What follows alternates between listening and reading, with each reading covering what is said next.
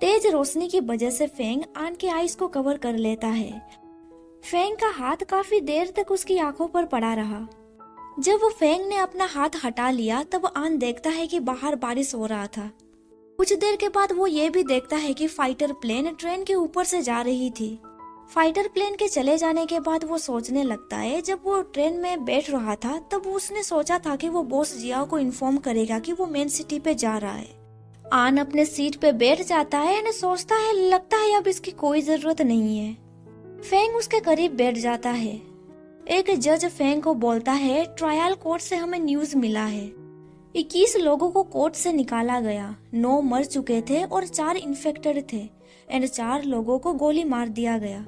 Feng पूछता है city defence station का क्या हुआ। जज बोलता है उसके बारे में अभी तक कोई खबर नहीं मिला है। इसके बाद वहाँ पे कुछ देर के लिए सन्नाटा छा जाता है। इधर आगे सीट में हमें कोलिन को दिखाया जाता है। वो नीचे पड़ा हुआ था। वो अपने क्लासेस ढूंढने लगता है। उसे देख के आन सोचता है लगता है वो बेहोश हो गया था। कोलिन अपनी सीट में वापस बैठ जाता है। वो अपने पॉकेट से एक ग्लास निकालता है। उसे देख के आन सोचने लगता है वो सडनली शांत हो गया। ऐसा लगता है मैं पहले जिस पर्सन से मिला था ये वो पर्सन बिल्कुल भी नहीं है। इसके बाद आन फेंग की ओर देखता है पर फेंग उसे पहले से ही देख रहा था। आन थोड़ा हैरान हो जाता है। देन वो सोचता है फेंग इस समय पे ये कितना स्ट्रेंज है, हालांकि हम दोनों पूरे रात एक ही बेड पे सो रहे थे। आन पूछता है अब आगे क्या होगा। फेंग बोलता है तुमने जो कोर्स सीखा है उसके आधार पर तुम बच्चों को शब्द पहचानना सिखा सकते हो। आन पूछता है तुम्हारे बारे में क्या। फेंग बोलता है तुम बस मेन सिटी का अरेंजमेंट्स को फॉलो करो। आन सोचता है मेरे स्पोर्ट्स लाइट हाउस में होंगे। आन हिम्मत जुटाते हुए पूछता है क्या तुम लाइट हाउस जा रहे हो। ये सुन के फेंग कुछ देर के लिए उसे स्टेयर करने लगता है। आंसर सुनने के लिए आन भी उसे स्टेयर कर रहा था। फेंग बोलता है मैं मिलिट्री से बिलोंग करता हूँ। मेरा नेक्स्ट टास्क है डिस्पर्सल सेंटर को रिकवर करना। आन बोलता है ओह तो फिर तुम्हें फ्यूल डलवा लेने चाहिए। ये सुन के फेंग उसे थैंक यू बोलता है। इसके बाद वो दोनों बातचीत नहीं करते हैं। आन सोचने लगता है फेंग ज्यादा बातचीत नहीं करता है। 10 मिनट के बाद हमें दिखाया जाता है ट्रेन स्टेशन पहुंच चुका है। आन सोचने लगता है स्पीड कम हो रहा है, लगता है हम लोग पहुंच चुके हैं। लू फेंग अपने सीट से उठ जाता है एंड जज के साथ ट्रेन से नीचे उतरने लगता है। स्टेशन में अनाउंसमेंट होता है कि डियर पैसेंजर आप लोग मेन सिटी में पहुंच चुके हैं। मेन सिटी की सुरक्षा के लिए आप लोगों को दोबारा इंस्पेक्शन से गुजरना पड़ेगा, इसीलिए आप लोग लाइन में लग जाइए। आन कोलिन के पीछे लाइन में लग जाता है। वो सोचने लगता है मैं लास्ट पैसेंजर था एंड मेरा शायद लास्ट में एग्जामिन होगा। एक एक करके सब लोगों के ऊपर जांच किया जाता है। जो पर्सन पैसेंजर का टेस्ट कर रहा था आन उससे पहले भी मिल चुका था। डॉक्टर आन को बोलता है ये तो तुम हो। आन उसे हेलो बोलता है। डॉक्टर बोलता है तुम बैठ जाओ, मैं तुम्हारा ब्लड निकालूंगा, देन तुम्हें 5 मिनट के लिए वेट करना होगा। डॉक्टर उसका ब्लड विड्रॉ करते हुए बोलता है जज ने किसी को जेनेटिक टेस्ट के लिए लाया था। ये सुन के हमारा एंटायर टेस्टिंग डिपार्टमेंट सरप्राइज हो गया था। आन बोलता है अब वो बिलीव करता है कि मैं ह्यूमन हूँ। डॉक्टर बोलता है वो बस गलतियाँ निकालना चाहता है। ट्रायल कोर्ट में जितने भी लोग रहते हैं उन सब में मेंटल प्रॉब्लम रहता ही है। आन पूछता है क्या वो ठीक है। ये सुन के डॉक्टर हंसते हुए बोलता है तुम वो पहले इंसान हो जो लू फेंग के बारे में पूछ रहा है। ये सुन के आन कोई रिप्लाई नहीं देता है। आन के हाथों में पट्टी बांधा हुआ देख डॉक्टर पूछता है क्या तुम्हारे लेफ्ट आर्म में चोट लगा है। आन हाँ बोलता है। ये सुन के डॉक्टर बोलता है ठीक है मैं तुम्हारे लिए पट्टी बदल देता हूँ। इसके लिए आन उसे थैंक यू कहता है। डॉक्टर उसका पट्टी बदलने लगता है। आन सोचने लगता है मुझे डॉक्टर से नहीं कहना चाहिए कि फेंग ने मुझे पट्टी लगाया था, नहीं तो टेस्टिंग सेंटर फिर से हैरान हो जाएगा। उन्हें लगता है कि लू फेंग एक बुरा आदमी है जिसका कोई सीमा नहीं है। तभी वहाँ पे कोलिन बोलता है पीएचडी। ये सुन के डॉक्टर कुछ समझ नहीं पाता है। कोलिन बोलता है आउटर सिटी को पूरी तरह से कब्जा कर लिया गया है, अब जांच करने की कोई जरूरत नहीं है। क्या हम लोग इस जांच में हुए फैसले को सही समझ सकते हैं। डॉक्टर बोलता है तुम ये क्यों जानना चाहते हो? क्या तुम्हारा फैमिली मेंबर या फिर कोई फ्रेंड लू फेंग के हाथों मारा गया है? कोलिन बोलता है एक बार मेरी मॉम जंगलों में गई थी। वो आर्म्ड व्हीकल से बिल्कुल भी बाहर नहीं निकली थी। डॉक्टर बोलता है कुछ ऐसे मॉन्स्टर भी एग्जिस्ट करते हैं जो बहुत ही ज्यादा छोटे होते हैं।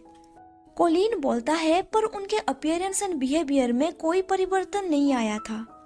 डॉक्टर बोलता है तो क्या हुआ? अगर हम लोग उनके रिलेटिव्स को कोर्ट एंड टेस्टिंग ऑफिस से एक्सप्लेनेशन देते रहेंगे तो हमारे पास समय नहीं रहेगा गेट की सुरक्षा करने के लिए। कोलिन चिल्लाते हुए बोलता है पर अब चीजें बदल चुकी है एंड हमें रीजंस चाहिए। ये सुन के डॉक्टर कुछ सेकंड के लिए साइलेंट हो जाता है। देन डॉक्टर बोलता है हाँ तुम सही कह रहे हो, अब चीजें बदल चुकी है।